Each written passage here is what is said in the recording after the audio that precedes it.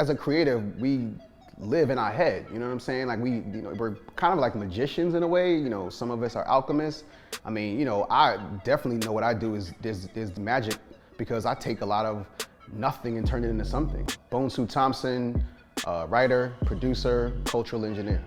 My childhood was really much my foundation of who I am. I come from primarily divorced parents. My dad was, raised in Bed-Stuy. My mother lived in East Flatbush. She's from Williamsburg Projects, but lived in East Flatbush with my grandmother. So I was kind of like back and forth between both neighborhoods as a kid. Bed-Stuy was where I saw hip hop for the first time. That's where I heard, Eric B Rakim when the block parties. I don't remember not writing. My dad was moving when he came across a quote unquote book I wrote at like 4 years old.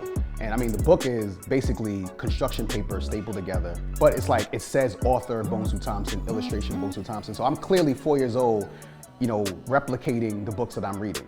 Bones Malone was a huge inspiration on me. Scoop Jackson was a huge inspiration on me. Travis Smiley, Stuart Scott. I was always attracted to those who were giving us highlights, who were putting a spotlight on our vernacular, our flavor, our fashion, our history. Like I was always attracted to that.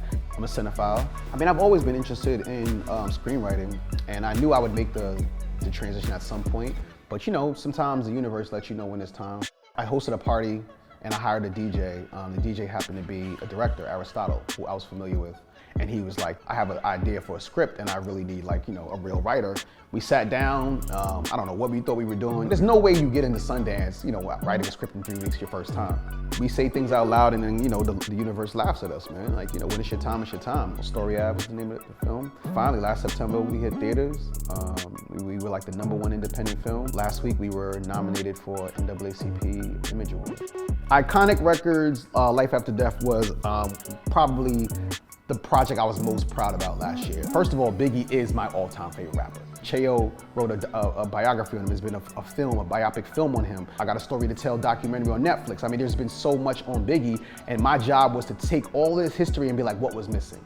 And I knew he passed when the album came out, so he never really got to speak on the making of, the process of that, making that album, this brilliant double album.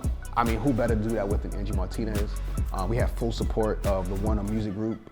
They let me rock for my vision from day one. I mean, everything I said I wanted to do, who I wanted to cover, Angie was gracious in letting me lead her. Ridiculously proud of that project. Hard to Earn, it's an album review podcast. We review new albums as well as classic albums, track by track. We go through the entire album, track by track, and have a conversation about each song. We talk about everything from, the context, where they were, whether they got better this album, which songs from other albums were better than these songs, the production, of course the lines. We're both lyric guys, right? And we don't just do hip hop either, we do R&B as well. So we've done like 2 episodes on SZA, we've done Jasmine Sullivan. When the greats say that, they like my work, they appreciate it. When Sway texts me on like New Year's Eve, like, yo, keep being you, keep doing what you're doing, I'm on the right path.